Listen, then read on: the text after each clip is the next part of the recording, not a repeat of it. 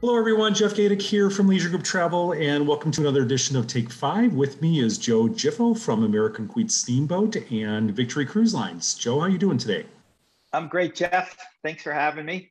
Yeah, awesome. So you and I had an email exchanged. Was a referral from a colleague, so shows the power of networking and I guess not burning bridges over a number of years. So, but happy to connect with you on the phone today. And really, this started out of an inquisitive nature of mine. I'd seen a number of news stories from the cruise line, and I confess I've always known about American Queen Steamboat. I've never been on. We've sent writers on in the past. I knew about Victory, but my personal knowledge was not really strong. So what better way to learn than to talk to the expert?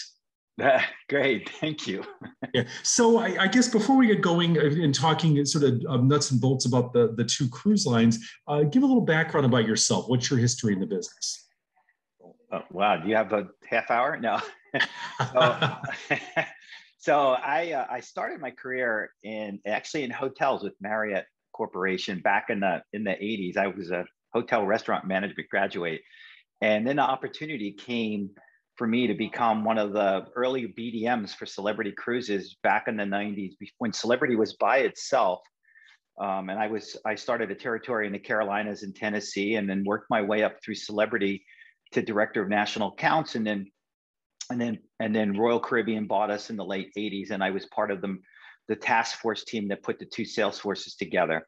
From there, I went on to Carnival in a bigger role, and really enjoyed my time with Carnival Cruise Line. But most of my career was spent with Norwegian Cruise Line, 10 years as Senior Director of National Accounts, working with all of the big consortia accounts, online travel agency accounts, and strategic accounts for 10 years. And then my opportunity came to go to the other side of the business, on the consortia side, the tour operator side, but just landed a phenomenal role here with American Queen Steamboat Company just 6 months ago. So I'm new in the position, but in having the time of my life with such an incredible organization with great leadership. Nice. Well, it's a long history. I mean, I grew up in the cruise business myself. I worked for Premier Cruise Line back in the early 1990s, the old Big Red Boat, and it's pretty formative. Just seeing how the industry's changed and adapted over the years. So you've kind of done the rounds: Celebrity, Royal Caribbean, NCL, and now sort of a really a different product. What do you think is the main differentiation between those sort of blue ocean cruises and the river cruises with American Queen? Yeah, well, with Blue Water, you have capacity that is 4 times the size of U.S. riverboat. So your audience is different, your capacity is different. Obviously, the destinations you go to vary from Europe to continental Europe, to the U.S. To the Caribbean islands, to really worldwide. Where with us, U.S. River, I mean, that's what we are. We're the U.S. river cruising, smaller paddle wheel boats from 417 passengers down to 165 passengers. So it's a different audience. It's an upscale audience. It's an all-inclusive audience. So we have an all-inclusive package. So there is quite a difference. But the thing is, we're selling to the same audience, right? We all work with the great travel agency partners that we've worked with for many years. So that's the commonality that we have. So the relationships that we talked about in the beginning is extremely important. And so by being able to go from Blue Water to U.S. River is a very easy transition, because in this industry, it's all about the relationships and just being able to talk about your product. Have you found that advisors are receptive to the American Queen product, or have they required some training up to speed? What's been the reaction that you've received from the community? Yeah, so the advisors love our product, and with the unfortunate circumstances that this world is in with COVID, travelers had that pent up demand and wanted to stay close to home, and so they became more receptive to our product and more knowledgeable on our product, and wanting to sell our product, because they had a lot of their own guests that wanted to sail close to home. So they reached out to us.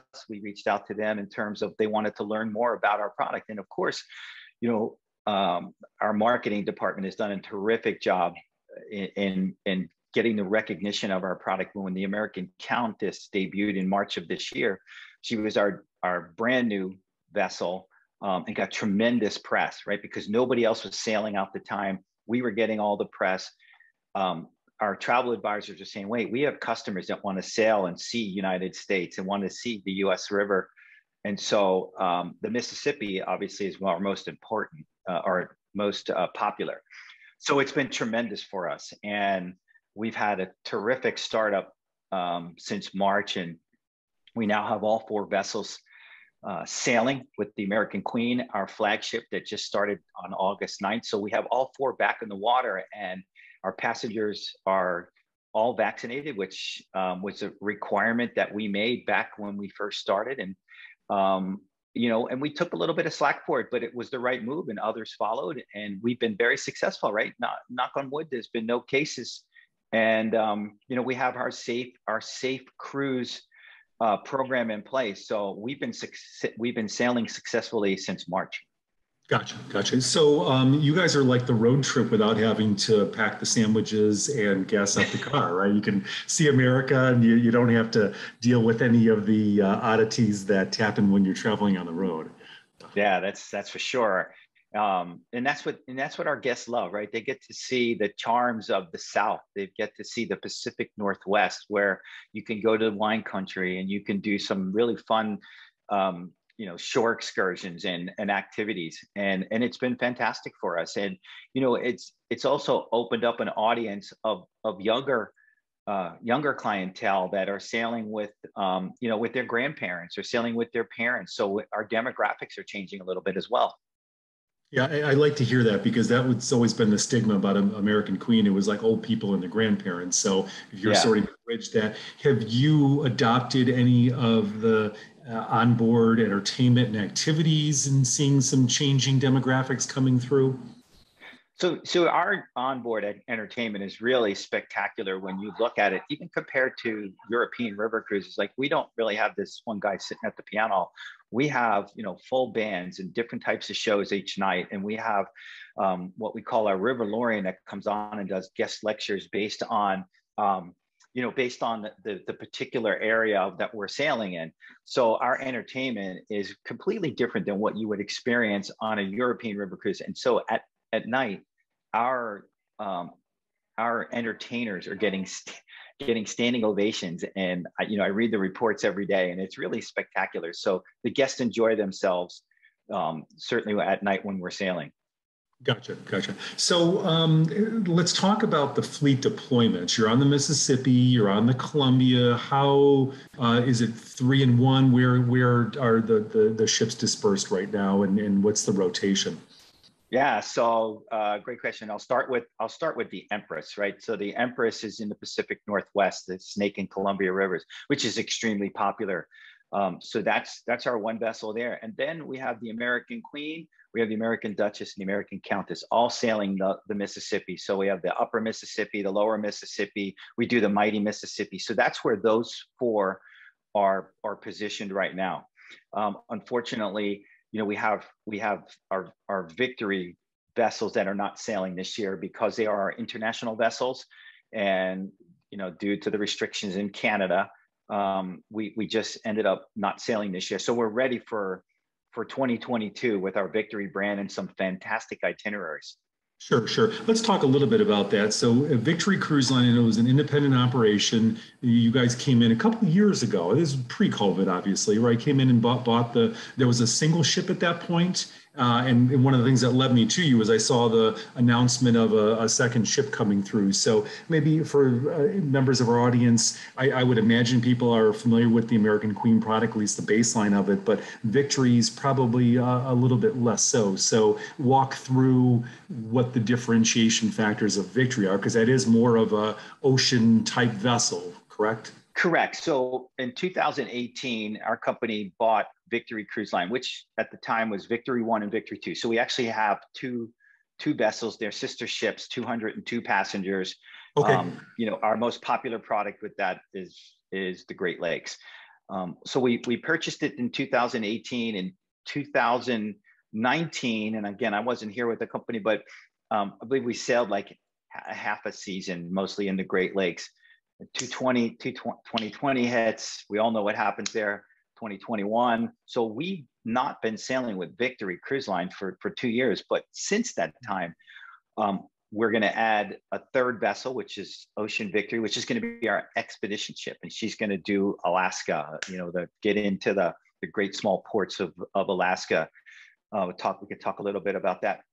But our Victory 1 and Victory 2 will continue to sail the Great Lakes, but we're introducing 2 new itineraries for Victory next year. Our first will be in January, which will be our Mexico product, and it's a brand new itinerary. We're still finalizing the final, the final destinations, but it'll be a Cozumel to Cancun with a stay overnight in the Tulum region. So that'll be a brand new itinerary. We're going to start out in January with 4 sailings, and then come February, we're going to have multiple sailings in what we're calling our Southeast United States coast, and it's a round trip Amelia Island, and it's going to leave. If you do a pre-night stay in Jacksonville, we'll embark in Amelia Island, and we'll do Brunswick, Georgia, Savannah, Georgia, Charleston, South Carolina, Beaufort, South Carolina, go to St. Augustine, work our way down to West Palm, over to Freeport, and back to Amelia Island. We've been promoting that itinerary right now, and it's getting a tremendous amount of response in terms of people from the Midwest, people from the West that want to see that part of the country. So very, very exciting. Those are 12 to 17 day itineraries. So lots of good stuff happening with Victory 1 and 2. And then the Great Lakes, as I mentioned, and then next year we'll go into our expedition with Ocean Victory, which will be a brand new ship. We were supposed to take control of that this year and do it, but of course that didn't happen. And then 2023, we'll have a sister ship, Ocean Discovery, which will do the same thing, Alaska Expedition. Okay. Now, are those new builds coming, or are they refurbishments from other lines? What's the origins of those new ships, Joe? Yeah, so they are new builds, and we don't have ownership of that. It's a 6-month charter. So we charter it for 6 months, and it's our boat from April to early October or late September, and then we give it back to the owners, and then we take it over the following year for the same expedition season. Somewhat unrelated, but through all this with COVID, a lot of cruise lines have dropped tonnage, and I saw a very stunning picture the other day from Turkey, where they were dismantling all the Carnival, NCL, Royal Caribbean ships that they had no use for anymore. And I remember back in the old days when we were growing up, so to speak, is that those would just end up with another cruise line. But apparently there's not that demand for the older vessels. People want the new ships these days.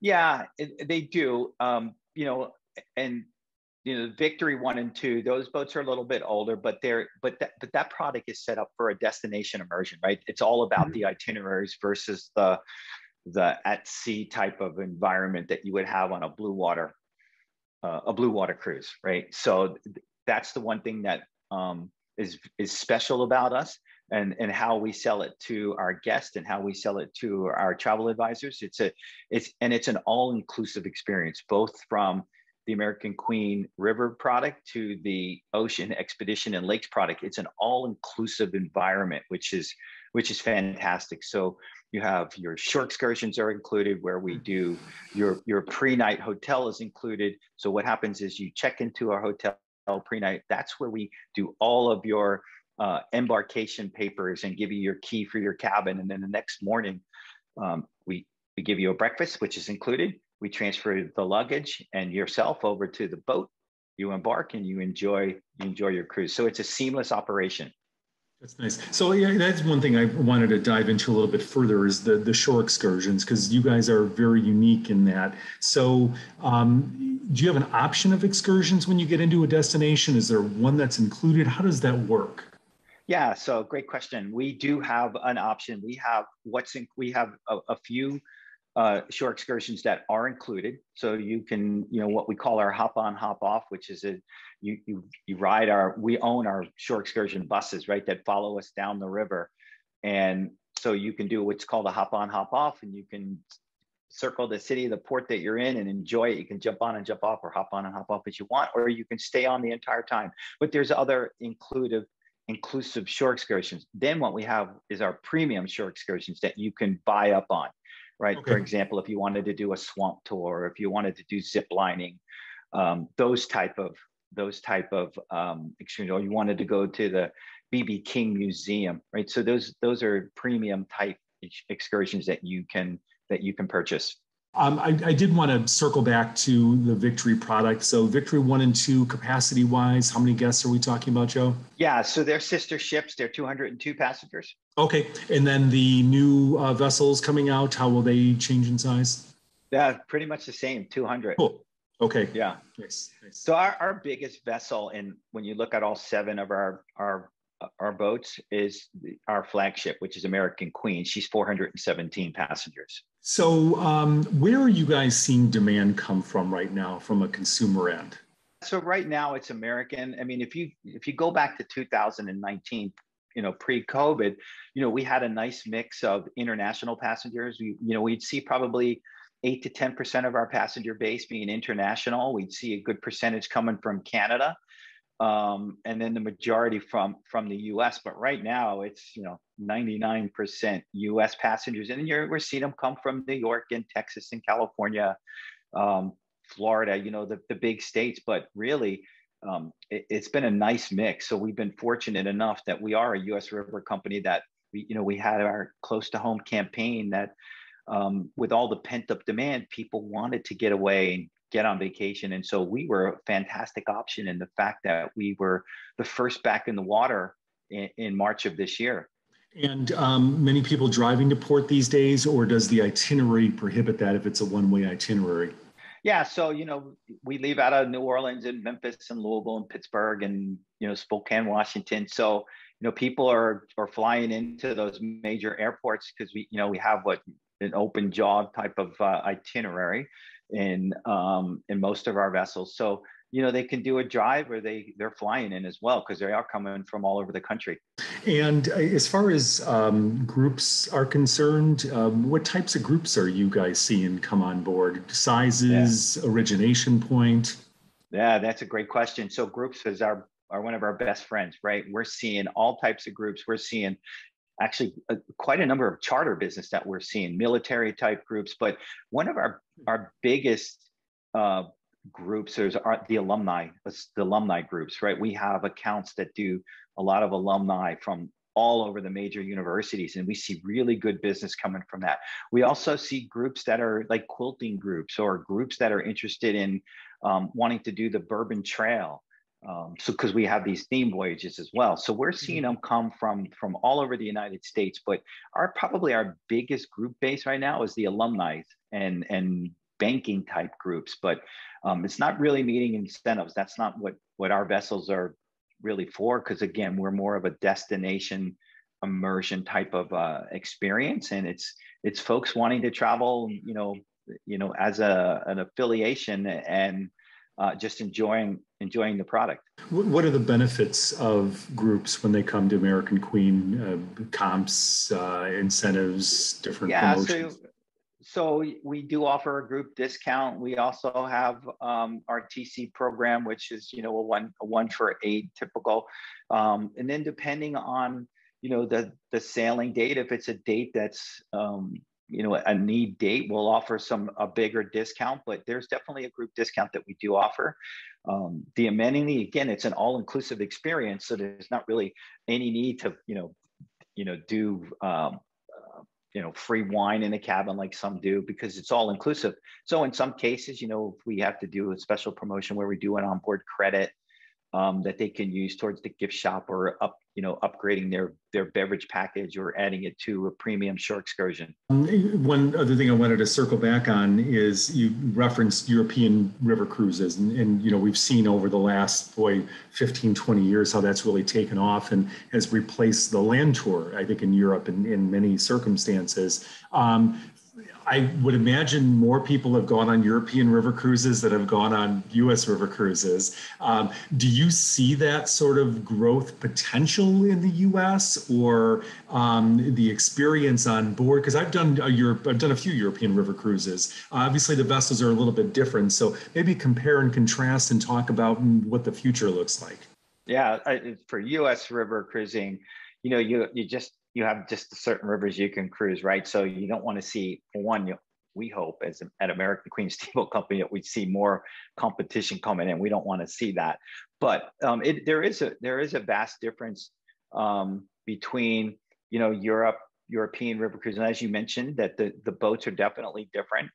Where we're, the paddle wheels of the U.S. rivers, I mean, they're outstanding and beautiful as they sail down the rivers. And so, and we have, multiple decks, different category sizes. So that's one. But the fact that, on the European side, again, I mentioned that earlier on, the entertainment is a little bit different. I mean, they have somebody playing the piano or the harp, and that's really the extent of the entertainment on board, where we have guest lecturers, and we'll do lecturing around the ports or the areas that we're sailing. So, for example, we have a Mark Twain, I'd say, a person here to come on and talk about the history of the Mark Twain legacy and in the areas of where we're sailing. So that's just a couple of things we do. We also do theme cruises, right? That's really big in the U.S. rivers for us. We have we do a golf cruise. We do our most popular, which is the Kentucky Derby cruise, which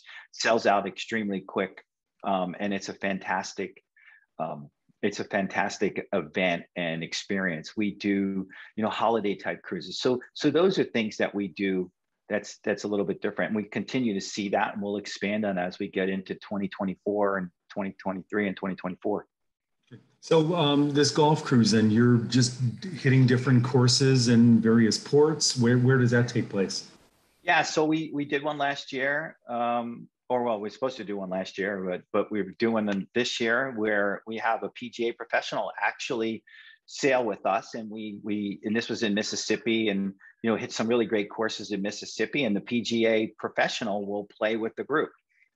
So that was very popular, and we'll do more of those as we get into 22 and 23 and beyond. So yeah, the golf cruise, it certainly sounds like a fun opportunity, especially if you like to bring your sticks on vacation, and again, not having to worry about where you're going to go and getting to and from the course.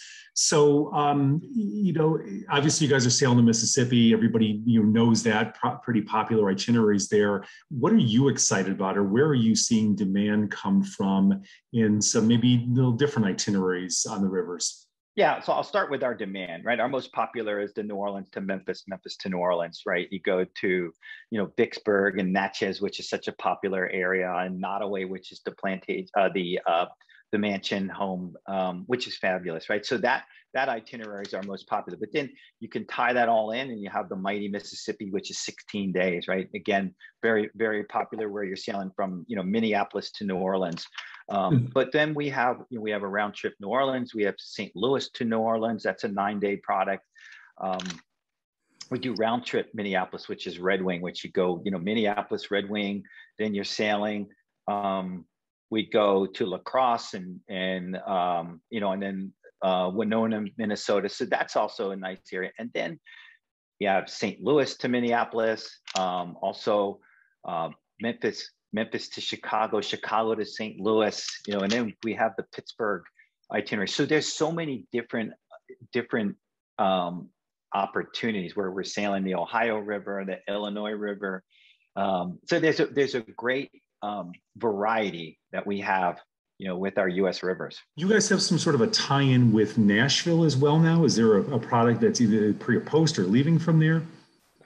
Yeah, so it's Clarksville. Okay. So it's the Clarksville, and we have what's very popular with us is our Lee Greenwood series, right? So Lee Greenwood comes on in Nashville and does a concert for for our guests, and they love it. Cool. You know, for 2022, I think we have 9 dates set up with Lee Greenwood, and that's very, very, very popular. Yeah, especially with all the emphasis on America. Absolutely. Well, Yeah. Joe, I really appreciate your time today.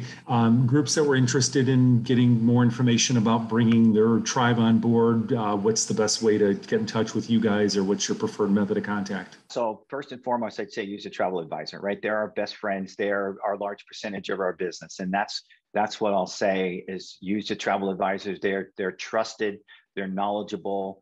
You know, a lot of people that are guests out there, they think they have to pay for a travel advisor, which they don't. Their services are free. We pay for their services, right? We pay them in the form of a commission. So I would say, you know, look at our website for information, reach out to a travel advisor. They're so knowledgeable on our product, and that's, that's my message to guests. Yep, yeah, I couldn't agree more. So, Joe, we really appreciate your time today and sort of bringing us up to speed on the American Queen fleet, as well as really exciting stuff going on with Victory. I think that's going to be an awesome move for you guys, and looking forward to seeing those ships in the water into next year. And certainly congratulations on the success you've had this year on the U.S. waterways. Thank you, Jeff. It was a pleasure to be here with you.